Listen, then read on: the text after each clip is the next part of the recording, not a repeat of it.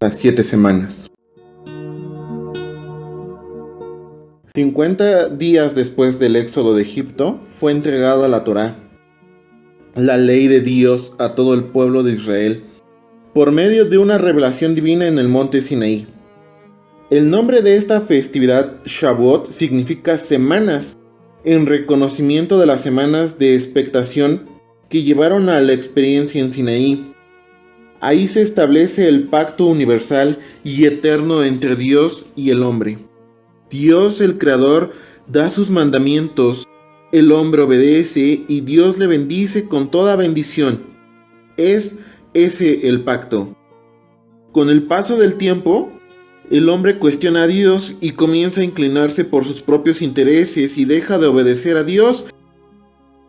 El hombre quebranta y rompe el pacto. Por lo tanto, el camino del hombre se vuelve sinuoso, alejado de la bendición. Dios, sosteniéndose solo por destellos de la gran misericordia del Todopoderoso, pero justo en un día como hoy exactamente, Dios en su infinita misericordia toma una decisión y la revela por medio de su profeta Jeremías, que dando el anuncio por escrito, Dios renovaría su pacto con el hombre, el mismo pacto, las mismas bases, los mismos mandamientos, la misma ley, la misma Torá.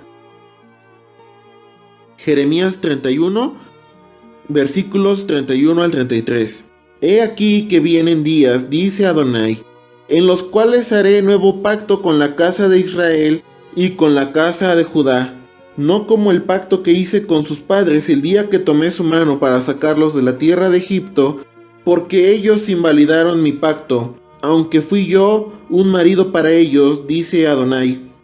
Pero este es el pacto que haré con la casa de Israel después de aquellos días, dice Adonai. Daré mi ley en su mente y la escribiré en su corazón, y yo seré a ellos por Dios, y ellos me serán por pueblo. Dios así reafirma su pacto con el hombre, dándole la oportunidad de ser bendecido de la misma manera que al principio, por medio de la obediencia a sus mandamientos. Aquí la única diferencia es que la primera ocasión, Dios escribe su ley, su Torá, en tablas de piedra, y en esta segunda y última ocasión, Dios envía su Espíritu Santo y escribe su ley, su misma ley, ahora en la mente y el corazón de sus escogidos. El cumplimiento de esta decisión divina que anuncia Jeremías se da después del sacrificio redentor de Yeshua de Nazaret. Con la sangre de su Hijo, Dios perdona los pecados del hombre y lo culmina a valorar este sacrificio y el perdón que le da para que ya no peques más, o sea, para que ya no desobedezcas más la Torá de Dios. Desde el día en que se celebró la Pascua hasta el Pentecostés transcurrieron 50 días. Después de que Yeshua resucitó, estuvo 40 días enseñando a los apóstoles y 10 días después es la celebración de esta fiesta. En este día se celebran varias cosas. Se celebra la fiesta de las cosechas en Israel. El día en que se cosechaba la cebada, la gente acudía al templo a dar gracias por la cosecha que Dios había dado. En este mismo día se celebra el día en que el monte Sinaí, el pueblo de Israel recibió las tablas de la Torá de parte de Dios, es decir, 50 días después de que el pueblo de Israel salió de Egipto. Pentecostés es la palabra griega Pentecoste, que significa quincuagésima y representa los 50 días de los que venimos hablando. Desglosemos algunos versículos del capítulo 2 del libro de los Hechos de los Apóstoles. 1. Cuando llegó el día de Pentecostés estaban todos unánimes, juntos. En aquella ocasión había judíos de todas partes, en el extranjero era una fiesta obligatoria. Cada judío mayor de 20 años tenía que ir al templo de Jerusalén sin importar dónde viviera, y las personas hacían esta peregrinación y era un día de fiesta. También era el día en que el sumo sacerdote bendecía las cosechas, de manera que así como se estaba celebrando una cosecha física, también habría de surgir una cosecha espiritual que iba a ser el momento en que se iba a sellar el pacto con el cumplimiento de la promesa de que Dios comenzaría a restaurar a las 12 tribus de Israel. Generalmente en la religión se considera que Pentecostés es el momento en que nace la iglesia cristiana, pero en realidad si analizamos qué es lo que significa la fiesta y qué es lo que los profetas dijeron, nos damos cuenta de que simplemente es el cumplimiento de las profecías de la restauración de Israel. Aquí empiezan las primicias, son los primeros frutos. Aquí no hay ningún nacimiento de una iglesia cristiana. 2. Y de repente vino del cielo un estruendo, como de un viento recio que soplaba, el cual llenó toda la casa donde estaban sentados. Cuando las escrituras se refieren a la casa, se está hablando del templo de Jerusalén. En este momento se nos relata que todos estaban sentados cuando se escuchó el estruendo, lo que nos recuerda el Sinaí, ya que se habla de estruendo, truenos, un viento recio con sonido como de trompeta que se oía cada vez más fuerte. Éxodo 19, 16 al 19. Aconteció que al tercer día, cuando vino la mañana, vinieron truenos y relámpagos, y espesa nube sobre el monte, y sonido de bocina muy fuerte, y se estremeció todo el pueblo que estaba en el campamento. 17. Y Moisés sacó del campamento al pueblo para recibir a Dios, y se detuvieron al pie del monte. 18. Todo el monte Sinaí humeaba, porque Adonai había descendido sobre él en fuego, y el humo subía como el humo de un horno, y todo el monte se estremecía en gran manera. 19. El sonido de la bocina iba en aumento, en extremo. Moisés hablaba y Dios le respondía con voz tronante. En aquel entonces Moisés recibió la instrucción de Dios en tablas de piedra. Ahora en Pentecostés se estaba a punto de recibir nuevamente la Torá de Dios, pero ya no en piedra, sino en la mente y en nuestro corazón, en la mente y el corazón de los hombres. Número 3. Y se le aparecieron lenguas repartidas como de fuego, asentándose sobre cada uno de ellos, y fueron todos llenos del Espíritu Santo y comenzaron a hablar en otras lenguas según el Espíritu les daba que hablasen. En Sinaí sucedió exactamente lo mismo. Recordemos que cuando Israel salió de Egipto, junto con ellos salió mucha gente de otras naciones, de manera que frente al monte Sinaí se encontraban extranjeros que hablaban en otras lenguas, y estas personas ya habían hecho pacto con el Dios de Israel, ya habían sido circuncidados y ya se habían unido al pueblo de Israel. El caso es que entre ellos había muchos egipcios, lo cual resulta muy interesante, porque los egipcios siempre consideraron menos a los hebreos y menospreciaban a los pastores, los hacían menos. Sin embargo, en solo 50 días cambiaron las actitudes de manera radical.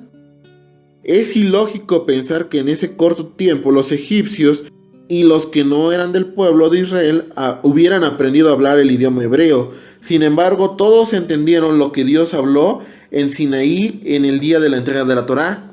Sucedió un milagro, de lo que se explica que cuando Dios hablaba con voz tronante y cada quien entendía. El profeta Sofonías dice, y cada uno me adorará en una sola lengua. Isaías profetizó en el capítulo 40 que toda lengua confesará que Yeshua es el Señor, que toda rodilla se doblará. Entonces vemos que esta es la grandeza del plan de Dios, porque Dios usa la rebelión de su pueblo para bendecir a todas las naciones en el momento en que Israel fue llevado cautivo en todas las naciones, en donde se encontraban confundidos, hablando las lenguas de otros pueblos, momento en que vendría la restauración, que consistiría en que enviaría su espíritu, y todos estos que hablaban en otras lenguas de repente van a empezar a entender, revirtiéndose la maldición que se dio en Babel, y se va a revertir la maldición del exilio, lo que comienza a suceder en los acontecimientos que se narran en Hechos capítulo 2. 5. Moraban entonces en Jerusalén judíos, varones piadosos de todas las naciones bajo el cielo. Se está hablando de dos tipos de personas. Unos eran los judíos y otros eran los varones piadosos. Los judíos se refieren a esta categoría de personas como los extranjeros de todas las naciones que decidieron vivir de acuerdo a las leyes de Dios de Israel. 6. Y hecho este estruendo, se juntó la multitud y estaban confusos porque cada uno les oía hablar en su propia lengua y estaban atónitos y maravillados diciendo: mirad, ¿no son galileos todos estos que hablan? Los que estaban hablando eran los galileos, pero el caso es que aunque estaban hablando en su idioma, cada quien entendía lo que hablaban en su propio idioma, es decir, al mismo tiempo, 3 hombres extranjeros de 3 naciones distintas entendían en su idioma al mismo tiempo lo que hablaban los galileos, lo que constituye el milagro. Justo lo que sucedió en Sinaí. Por eso los extranjeros se preguntaron que cómo era posible eso, pues sin conocer previamente el idioma de ellos, entendían perfectamente. Ese fue el grandioso milagro. Dios es quien creó los lenguajes de manera milagrosa, los creó en Babel. Ahora bien, cuando hablamos de lenguas extrañas, no quiere decir lengua sin sentido, ni sonido sin cordura. La lengua extraña es lengua extranjera, un idioma. En este caso, los idiomas constituyen un milagro y una señal poderosa, porque estamos hablando de un idioma que no se aprendió, sino que inmediatamente después de ese estruendo comenzó a surgir el entendimiento. La diferencia entre lo que sucedió en Sinaí y lo que sucedió en Pentecostés es que aquí se está grabando la ley de Dios en los corazones de las personas. En Sinaí la palabra vino en piedra y en Pentecostés viene en los corazones de los hombres. 8. ¿Cómo pues les oímos nosotros hablar cada uno en nuestra lengua en la que hemos nacido? 9. Partos, medos, elamitas y los que habitamos en Mesopotamia, en Judea, en Capadocia, en el Ponto y en Asia. 10. En Frigia, en Panfilia, en Egipto, en las regiones de África más allá del Cirene, romanos aquí residentes, tanto judíos como prosélitos. Los prosélitos eran los extranjeros convertidos al judaísmo. 11. Cretenses, árabes. Les oímos hablar en nuestras lenguas las maravillas de Dios. Cuando dice que les estaban escuchando hablar las maravillas de Dios, se refiere a que les oían hablar la Torá, exponiéndola en los diferentes idiomas que se mencionan. Nuevamente lo mismo que pasó en Sinaí, las maravillas de Dios es la palabra de Dios. El Mesías, como pendón levantado, traerá a todo su pueblo que se encuentra disperso entre todas las naciones, lo cual se empieza a cumplir en los acontecimientos narrados en Hechos capítulo 2, al referir que se encontraban de todas las naciones dispersos, lo que quiere decir que ellos ya se encontraban practicando el cumplimiento de la ley de Dios, lo que significa que ya habían regresado a su herencia, ya habían dejado de ser gentiles y ya estaban empezando a acercarse. Momento en que viene este estruendo seguido de manifestaciones y comprenden en su lenguaje la instrucción de Dios.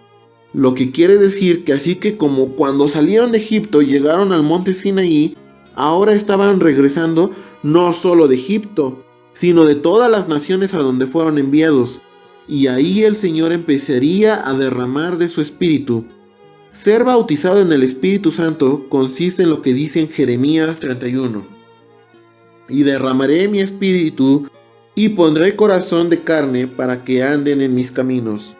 De manera que la forma en que alguien ha sido bautizado en el Espíritu no es que se ría carcajadas o cosas por el estilo, sino porque anda en los mandamientos del Señor. Es cuando el Espíritu de Dios está dando a la persona la capacidad para obedecer, porque todos teníamos corazones de piedra, a nadie le interesaba guardar lo que dice la Biblia.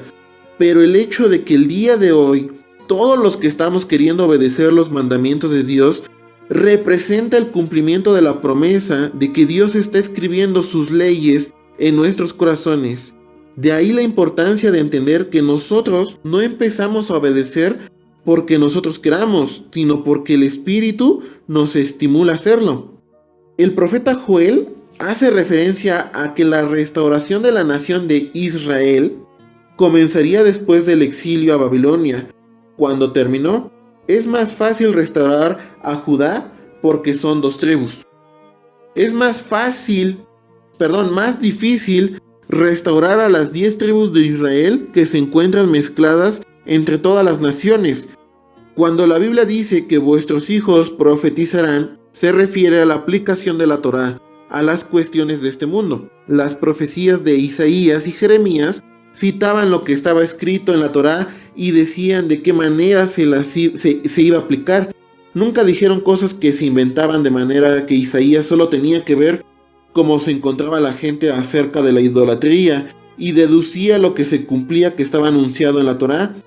Se refiere a que la gente iba a hablar de lo que dice la Escritura. De cierto, sobre mis siervos y sobre mis siervas en aquellos días derramaré de mi espíritu y profetizarán. Hoy se cumplen las 7 semanas, es el día 49 y estamos a solo un día para encontrarnos con la voluntad de Dios y que ésta sea grabada en nuestra mente y en nuestro corazón en Shavuot Pentecostés. Deuteronomio 16, 9 al 15, Hechos 2, 1 al 21.